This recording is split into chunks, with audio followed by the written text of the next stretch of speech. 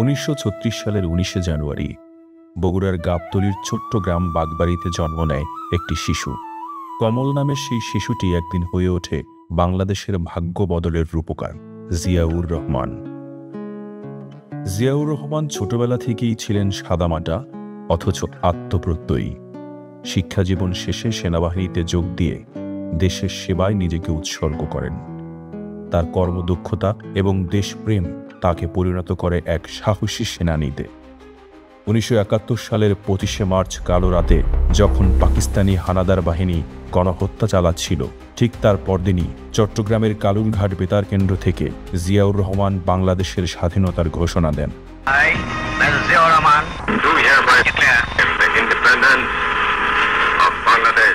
তার কণ্ঠে উচ্চারিত সেই ঘোষণা আজও আমাদের হৃদয়ে প্রতিধ্বনিত হয়।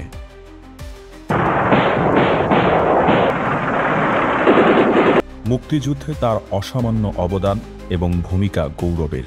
একজন সাহসী মুক্তিযোদ্ধা হিসেবে তিনি হয়ে উঠেছিলেন লক্ষ কোটি বাঙালির অনুপ্রেরণার প্রতীক। তার এই অবদানের জন্য তাকে ভূষিত করা হয় বীর উত্তম খেতাবে। 1975 সালে দেশের ভয়াবহ রাজনৈতিক সংকটময় সময়ে তিনি জনগণের আস্থা অর্জন করে নেতৃত্বের আসনে আসীন হন।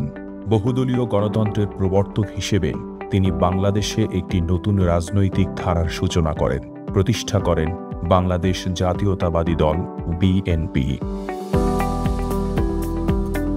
তিনি ছিলেন স্বনির্ভর বাংলাদেশ গড়ার পথ প্রদর্শক।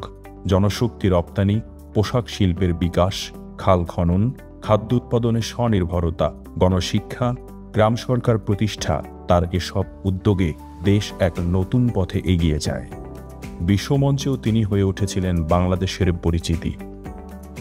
Above all, it is essential that such countries should be allowed to build their own future without outside interference or intervention.